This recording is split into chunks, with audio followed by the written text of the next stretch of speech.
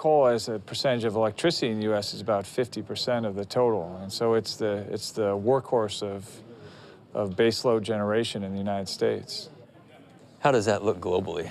Globally, the number would be larger, and I think the most important thing is if we look forward rather than backward, the fastest growing big economies in the world, particularly China and India, are, I think, more like 70% coal, and as they plan for their future growth, it's probably going to be more, not less.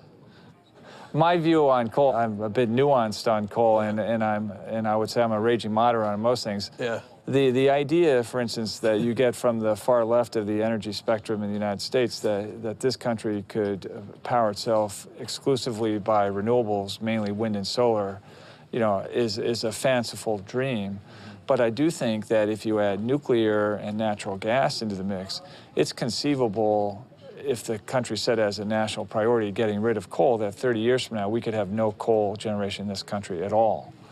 But the thing is, there's no conceivable way that even if the United States goes to zero coal, that you're going to stop China and India from building coal plants. And overall, carbon emissions from coal will go up, you know, globally, and they call it global warming because it's, you know, global. The minute you figure out the best way to get the carbon out of coal, you instantaneously you have a multi-billion-dollar market, maybe a trillion-dollar market for your technology. So post-combustion is scrubbing the CO2 out of the stack after you've burnt it and...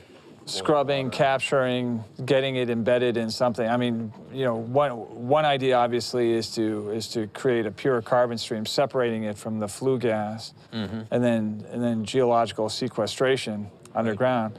And I think the other main paradigm is that you actually capture the carbon in building materials, so roadways, asphalt, concrete. Something that we can actually do?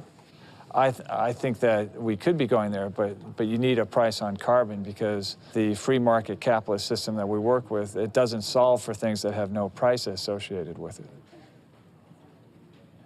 The first wave of electric vehicles that are sold in this country are going to be discretionary purchases. Remember back in the mid-'80s when cell phones were a novelty. Yeah, novelty. They were the size of a brick. And you could only use them in certain places, but for what they were, you know, very convenient. And suddenly people are going to wake up one day and say, why do I need to have every car that's able to drive across the country? I'm only going to drive across the country in one car at one time, maybe once every 20 years. Yeah. So you'll get to the point where people will have multiple electric vehicles, and then they'll have one internal combustion vehicle for long-distance intercity travel. What people understand is that you know, everyone likes the concept of electric vehicles, but they think it's 20 years away. It's not 20 years here. It's here. It's here right now. What do we do with all those batteries?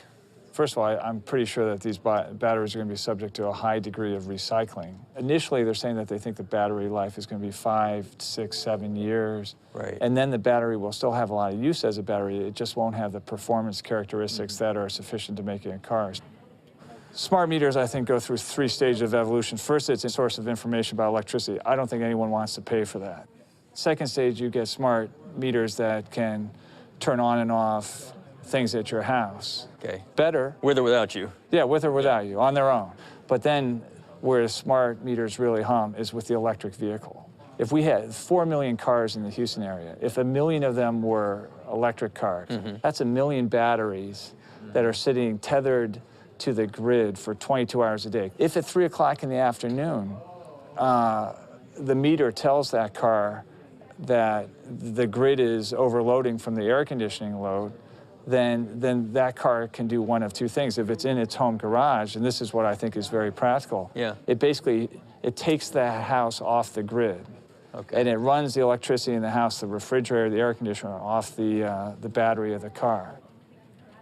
You know, there's a vision of this country's energy future, again, that comes out of the far left of the political movement that says 90 miles of the Sonora Desert covered in mirrors, and then we move it everywhere across the country, all the way to New York City on a high-voltage transmission system that sort of parallels the national highway system. Doable?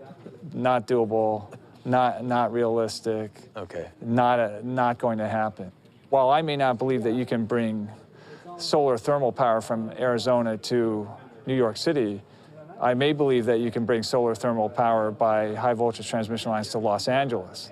So I think on a select basis, you know, they should be looking at high voltage corridors from a chosen energy source to a local load center.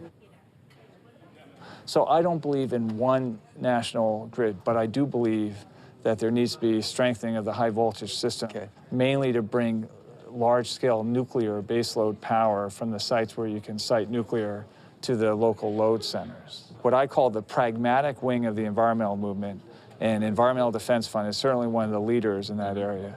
They recognize that you cannot get to 80% carbon reduction worldwide by 2050 while assuming that there's going to be growth, economic growth, without a whole lot of nuclear plants. Okay. And what are the downsides to nuclear? What are the big objections? There's no CO2 emissions, so what are the other parts? There are not only no CO2 emissions, of course, there's no sulfur emissions, there's no NOx, so acid rain, ozone, you're zeroed out on everything with nuclear. Obviously, the two things that people talk about, one is the waste disposal.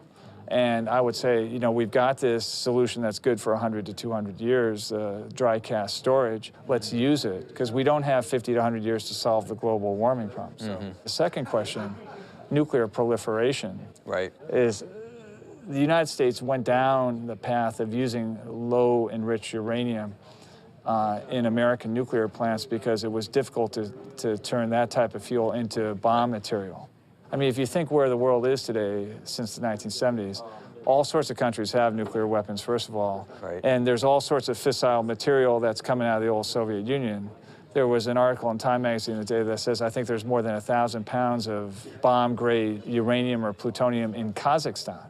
So if you're trying to get your hands on some weapons-grade fuel, are you going to go to an American civil reactor, or are you going to try and get it out of Kazakhstan? My bet's on the latter. I mean, why are they so expensive to build?